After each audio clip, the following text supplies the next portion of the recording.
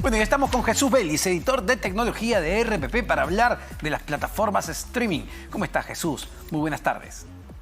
¿Qué tal, Omar? ¿Qué tal, amigos de RPP? Nos vamos a deprimir un poco con esta conversación, ¿eh?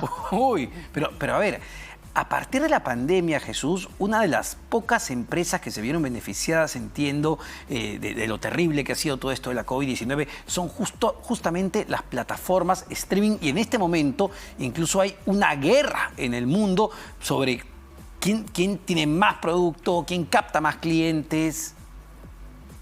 Sí, el tema ahí, Omar, es que cuando hablamos de este tipo de cosas hablamos básicamente de un incremento de nuestro uso de Internet en casa. Y claro, durante los primeros meses de pandemia, también recordarás, hubo muchísimos reportes de saturación en el uso de la red. Se confinó a que la gente redujera un poquito el consumo porque, sí, entiendo que todo el mundo tenga derecho a usar Internet, pero había un momento en que la red en ese momento implementada no se daba abasto, no había staff para incrementarla, había restricciones de salida que incluían a las empresas de telecomunicaciones, pero hoy como que se ha regularizado el asunto, hoy las condiciones han cambiado bastante, pero el tema está en que pese a la guerra que tú señalas, en donde las plataformas comienzan a decir yo tengo mejor contenido, yo tengo más contenido o cualquier otro argumento, ninguna baja de precio y siguen subiendo.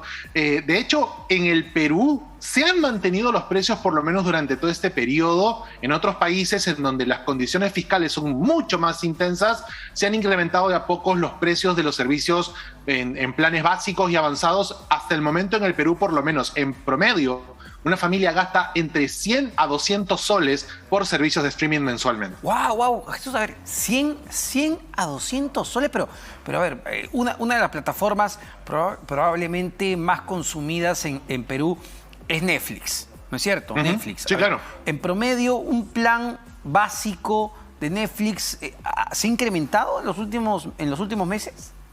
En el Perú no, pero sigue costando 24 soles 90 el plan básico, 34.90 el plan de 2 televisores con Full HD y el plan más caro, que es de 4 televisores con calidad 4K, a 44 soles 90. O sea, se ha mantenido, pero ahí viene el tema. ¿Cuánta gente utiliza esto en casa al mismo tiempo? Que es justamente el principio de la simultaneidad con la que Netflix ha establecido en precios mucho más caros. En otros productos no existe una categorización de precios similar. Claro. Pero pues en este caso Netflix es la primera que entró al mercado local con este sistema y la que se posicionó justamente con eso. O eres una persona sola que va a ver en su teléfono algo, o eres una persona que comparte la cuenta y ve en la tele, o eres una persona jefe de familia que tiene más televisores y requiere más conexión también. De hecho, el 66% de los peruanos por lo menos prefiere el uso de Netflix por encima de otro tipo de servicio. Ajá, y a ver, pero en promedio, Jesús, ¿los peruanos usamos o contratamos con una sola plataforma de streaming o tenemos 2, tenemos 3? En promedio, pues hablamos básicamente de al menos una plataforma de audio, de streaming, puede ser Spotify, Tidal, Deezer, Apple Music, y hablamos entre 2 a 3 plataformas de video. Y aquí la propuesta se incrementa porque tenemos no solamente a Netflix, que fue la primera, sino que Disney Plus ingresó con mucha fuerza y además atrajo un combo adicional de Star Plus, la antigua Fox, que se unió a un combo familiar de 44 soles 90, equiparando la propuesta de Netflix, que a diferencia de ella, pues también tiene eventos en vivo, tiene Champions League, tiene la siempre fantástica Fórmula 1 en vivo y cada Grand Prix pues se puede ver también en el streaming, pero tenemos también a Amazon Prime, que ha calzado muy rápido, Amazon Prime Video. Además, HBO Max, que el año pasado comenzó operaciones ya en el Perú. Y también otros servicios como, por ejemplo, Apple TV Plus o la misma Paramount Plus, que también esta semana ha anunciado sobrepasar los 32 millones de usuarios. Ahora, Jesús, hay un tema ya un poquito más digamos, que impacta a los usuarios en sí.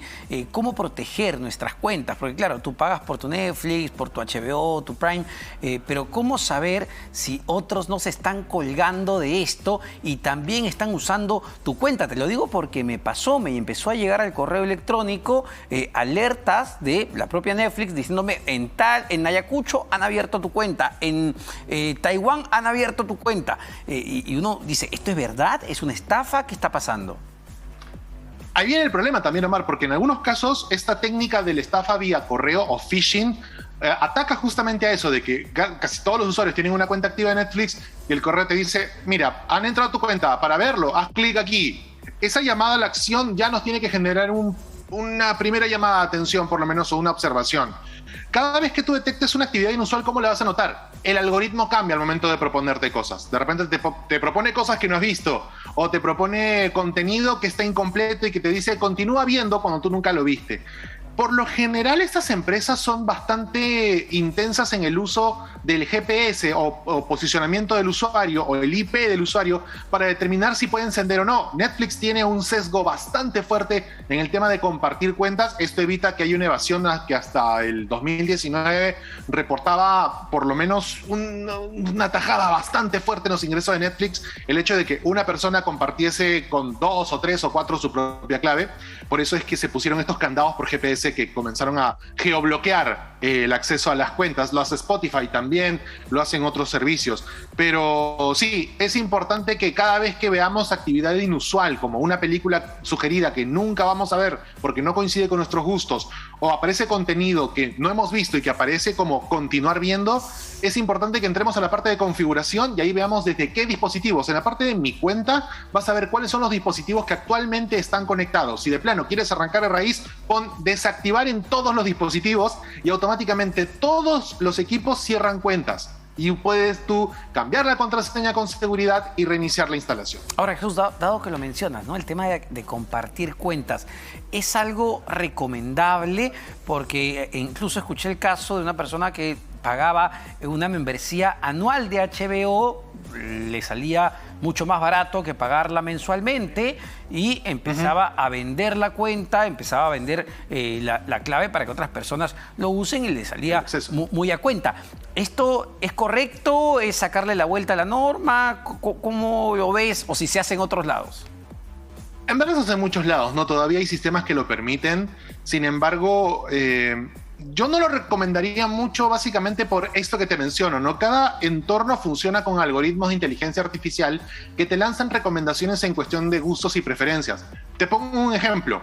De repente hemos visto una película, la misma película los dos, pero Netflix, por ejemplo, asocia de que a ti te gusta una actriz o un actor distinto a mí. Y la portada de esa película en tu cuenta va a ser con el actor o la actriz que te gusta. Y con la mía va a ser la misma película, pero con otra portada. Ese tipo de sugerencias hacen justamente que el algoritmo se ajuste más a tus gustos y te recomiende mejor contenido, que también ocurre en plataformas de música y también ocurre en plataformas con más contenido. De momento, los candados o los geocandados, estos que te mencionaba, que te cortan en función del IP, solamente se aplican a Disney, perdón, creo que Disney y Star Plus, pero básicamente en Netflix y en Spotify, que son de los servicios más populares aquí en el país.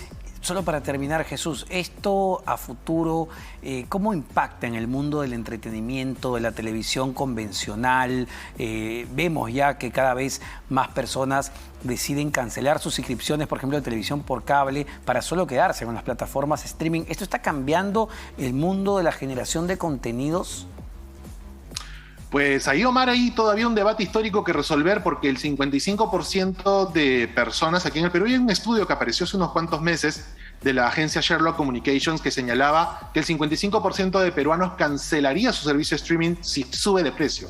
O sea, no necesariamente estamos condicionados al tema del contenido, sino básicamente a que si sube de precio o no, porque acuérdate, cuando nosotros, en mi caso, yo sigo pagando un servicio de cable, pero sigo pagando servicios de streaming y a veces digo, ¿para qué? Si yo no veo ni siquiera cable muy seguido, ni tampoco veo los servicios de streaming muy seguido.